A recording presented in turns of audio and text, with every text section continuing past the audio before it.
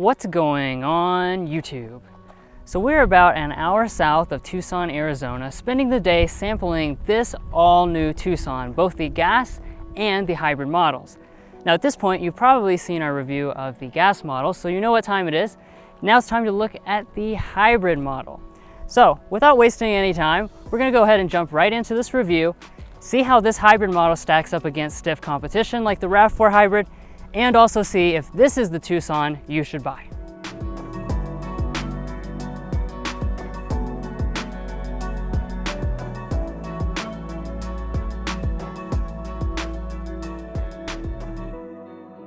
So walking up to this new Tucson, first impression is gonna be wow, because this has got a really bold design that really stands out from the rest of the class.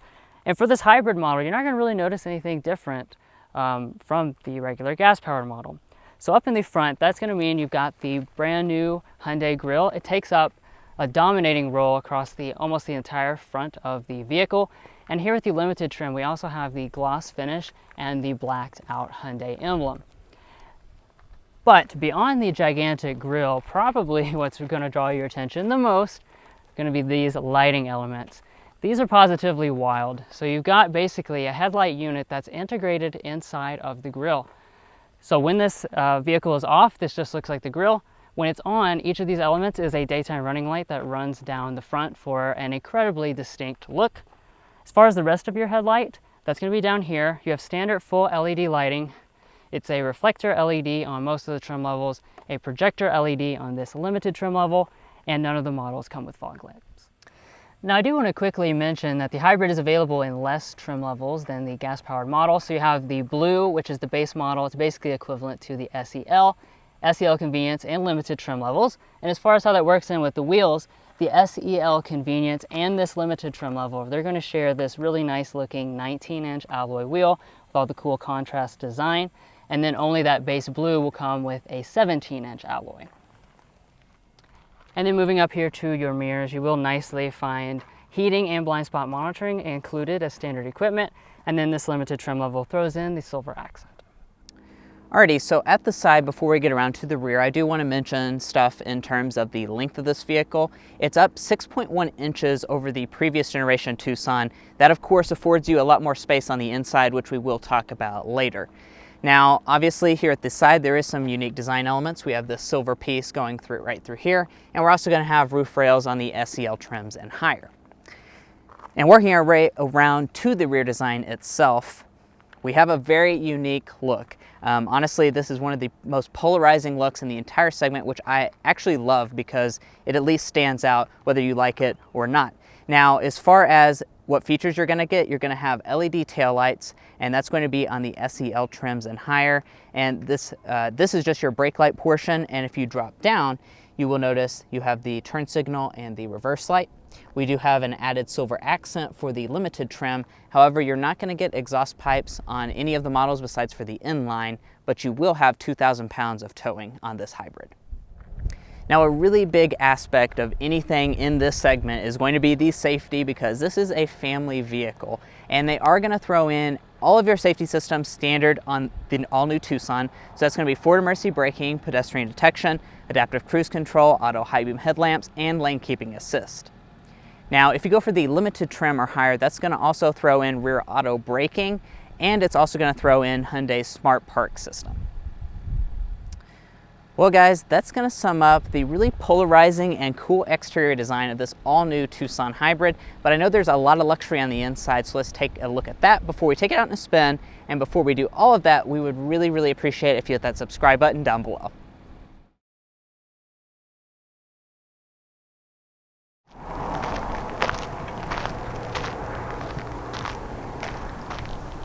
So for the Tucson hybrid, Hyundai does include their smart entry system as standard equipment on all of the models. And as you can see, it does have their newest key fob design, and you have remote start built into it as well. Now, one thing to keep in mind is that their digital key system, which uses an Android phone to let you inside of the vehicle without the key, that comes on the SEL convenience model and above.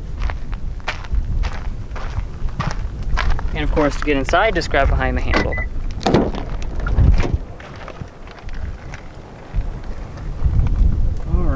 taking a look inside of this cabin. It's got a very nice modern look that doesn't look like anything that the competition is offering.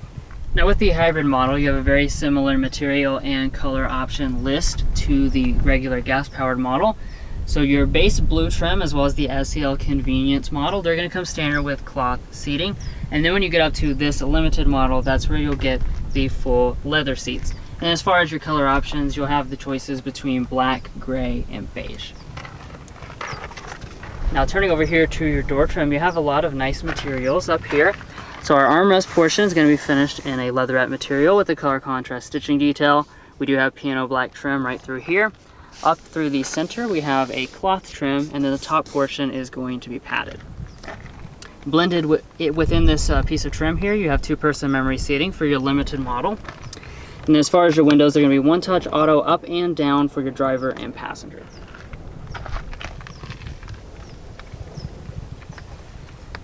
Checking out the seats, these are 8-way power adjusting with 2-way lumbar support. That's going to be standard. And then like I was already mentioning, we do have the full perforated leather here with the limited trim level. Really nice seat. We just rode in for about an hour in this model, and I have to say very comfortable on all types of terrain.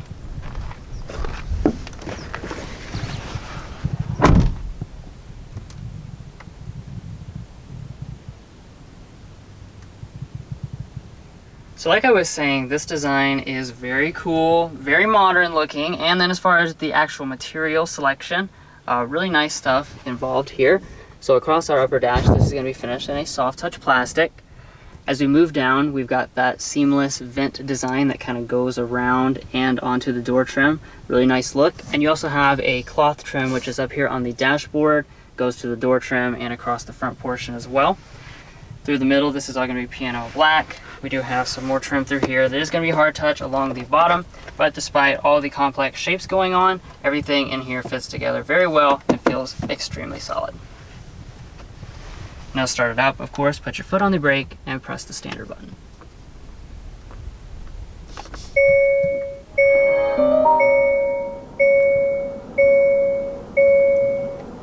Now, as soon as I start up the vehicle, one of the first things you'll probably notice is this very premium gauge cluster. This is a 10.25-inch display, and Hyundai's actually including it on all but the base hybrid model.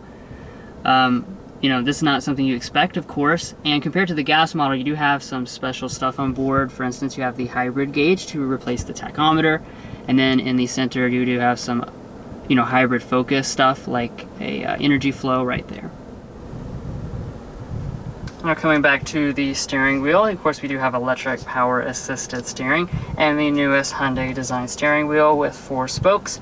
It is nicely leather wrapped if you choose anything but the base model, and if you choose this top of the line limited trim level, that's going to throw in heating as well as these rain sense wipers. As far as the wheel itself, it is going to be manual tilt and telescoping across the lineup. Alright, but this is a family crossover after all, so let's go next into interior storage. So we'll turn over here to our center console, press this little button right there, that's going to release your console up, and once we open it up, it looks like we have a lot of space inside. This is quite deep.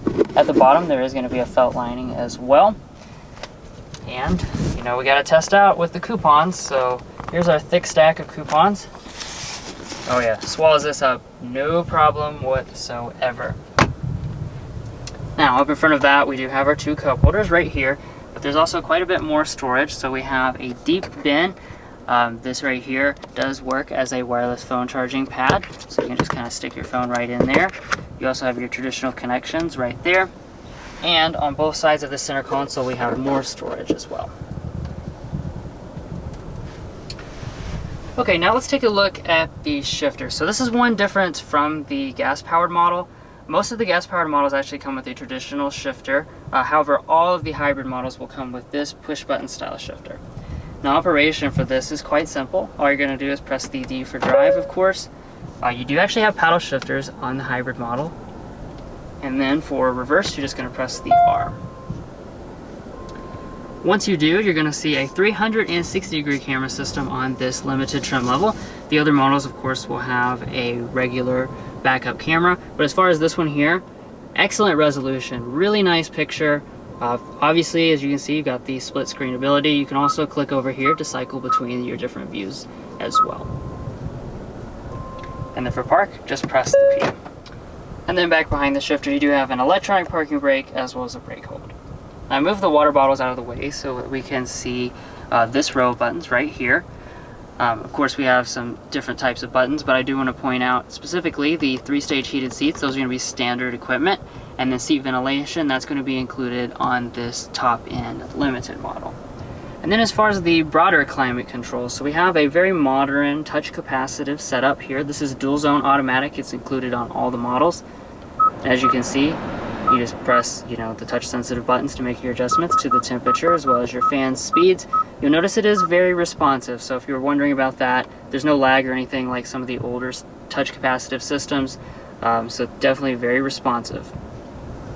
And then up above that, we've got some touch sensitive controls for our audio system. So standard on this model is going to be a 6-speaker sound system. You have an 8-speaker Bose sound system on this top-end limited model.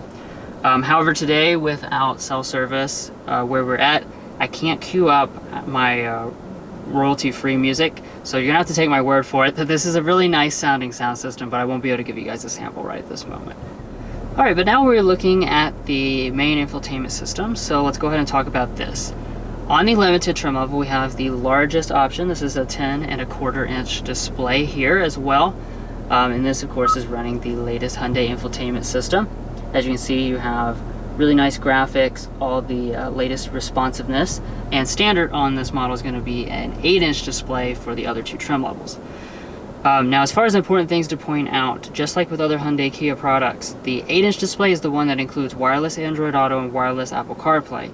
When you get up to this higher end screen on the limited trim level, that's going to then require that you plug your phone in and have a wired Android Auto and wired Apple CarPlay connection. That being said, this model, in addition to having the bigger display, does throw in a built-in navigation system, and you also have split screen ability. So you do have some extra benefits there, but I would like to see Hyundai, add the wireless connectivity to the larger display. And just like with the gauge cluster, you do have some hybrid specific things that you can check on with the energy flow and stuff like that. Now moving beyond that display, up here at the top we do have an auto dimming rear view mirror with your home link universal remotes. That's on the SEL convenience and higher. And then up here at the very top, we've got a panoramic sunroof. And Hyundai is actually including this as standard equipment on all but the base blue model. Alrighty, I'm in the Tucson Hybrid's rear seat, and wow, first thing that strikes me is just the space. Now, the big thing with this all-new Tucson is just the fact that they've added a lot of space for you and all of your family, and let's just go ahead and dive into that first. You have 41 inches of rear legroom, 40 inches of rear headroom. You definitely feel that space. There's a ton of it, and that does make it larger than stuff like the Toyota RAV4, Mazda CX-5. Most of its main competition, this is quite a bit larger than. And behind rear seat position, I have a solid, I would say 10 inches to a foot of space, and my feet can easily slide up underneath the seat. Now, Hyundai also hasn't skimped out on the features. So here in the center, we are going to have vents. That's going to be standard on all of the models. We also have 2 charging USB ports down below that. On the door trim, you're also going to notice that we have 2-stage heated rear seats. Standard on the limited trim, not too useful in the desert here, but maybe in colder climates. And then if we fold down the armrest, we do have cup holders inside. Now walking up to the Tucson's tailgate, you are noticing what we have right here. That's going to be the hands-free smart opening one. Very useful feature, and that's going to be included on the SEL convenience trims and higher. But big news back here in the cargo area.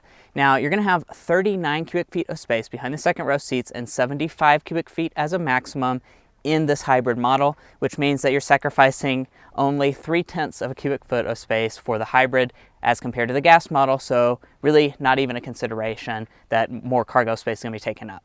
Now, as far as compared to the previous generation Tucson, that's up around 15 cubic feet, which places it almost the same as the Santa Fe. So tons of space back here, large improvements for this 2022 model. Now, as far as the space and how they finished it is concerned, we have a carpeting along the floor if we lift it up. We do have additional storage, actually quite a bit. We have some of our camera equipment up underneath. Off to the side, we have a 12-volt power outlet, and you can also fold the seats 60-40 split with the handles back here. Now, as far as your passenger seat is concerned, we do have power adjustment. The RAV4 does not have that in any of the trim levels. And if we open up the glove box, this is a very good sized glove box. You know, obviously it's very important to have the coupons, and they do fit in here, just swallows them right up. So we could honestly do like a quadruple stack of coupons. So A+ for me. Then if we go up to the sun visor, we have a really large mirror lighting up top, and we can also detach and extend.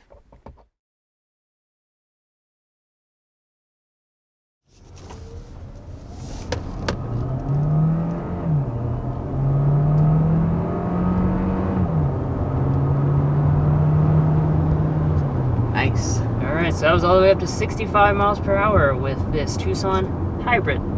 So this, of course, like we've discussed, the hybrid, you have, you know, alternative powertrain options available. There will be a plug-in hybrid, but this is the regular hybrid model. So this is a 1.6 liter turbocharged 4-cylinder engine, of course paired with a small battery and your electric componentry. And the total system output on this is going to be 226 horsepower. So a pretty nice boost over that standard gas power model. Standard gas is going to be 187, and you can feel that. One of the things that is probably striking me the most when you first take off in this compared to the gas is just like that you have that EV boost, which is really nice for takeoff, and then the engine will of course come in to give you that extra power, but it's a really, really nice experience overall. Right. So of course right now we are in pure electric. I have noticed it stays in EV mode quite a bit, so we're going 20 miles per hour here. We'll go ahead and turn and give it another test as well, but you know, anytime the engine is under low strain, it will switch to EV. So I noticed on the highway we were going 70 and the engine was not on, so it was pretty cool.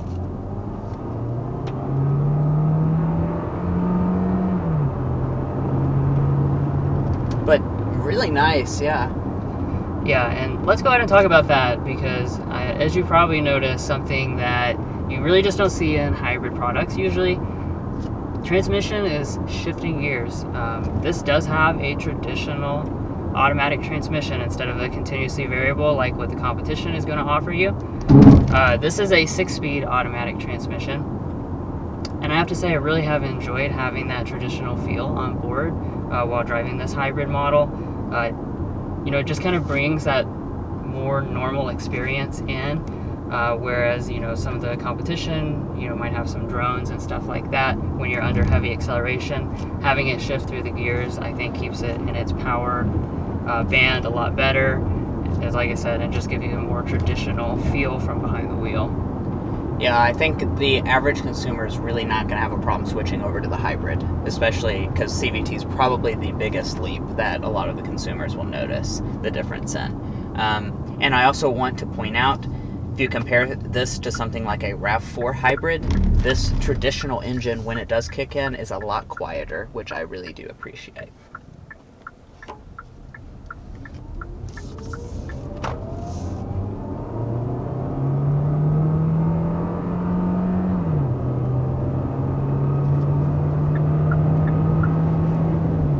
Yeah, listen to just how quiet that engine is. Yeah. You have plenty of power, but it doesn't sound like as strained as some of the competition does. Yeah. But now that we're up to highway speed, let's go ahead and just discuss how this vehicle rides on the highway, because of course this is a family vehicle first and foremost. I've been very, very, very impressed with it. We were riding in some very rough roads earlier in Arizona. There's a lot of potholes and rough stuff, and this handles it almost like a luxury car. That was kind of our commentary between ourselves about it, is that it has a very quiet cabin. You're not hearing hardly any road noise, and it soaks up the bumps very well, especially even with the big wheels that we have on this one. But now that we're going 55, I'll go get a sound level reading.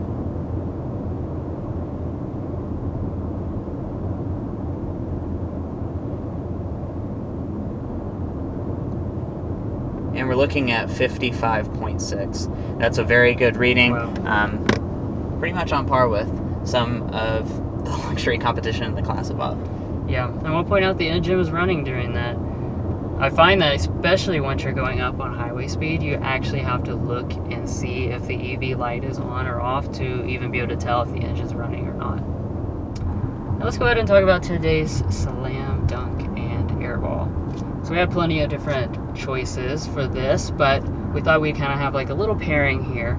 So I'll start with the slam dunk. That's going to be the price discrepancy between this and the gas-powered models. We'll get into the pricing in just a second, but basically, small difference between an all-wheel drive gas-powered model and this is going to be about $1,000. So I think that's a small gap that's easily made up with the fuel economy, more power. There's a lot of reasons that that someone would get this, and I think it's going to really encourage a lot of sales in this regard. Yeah.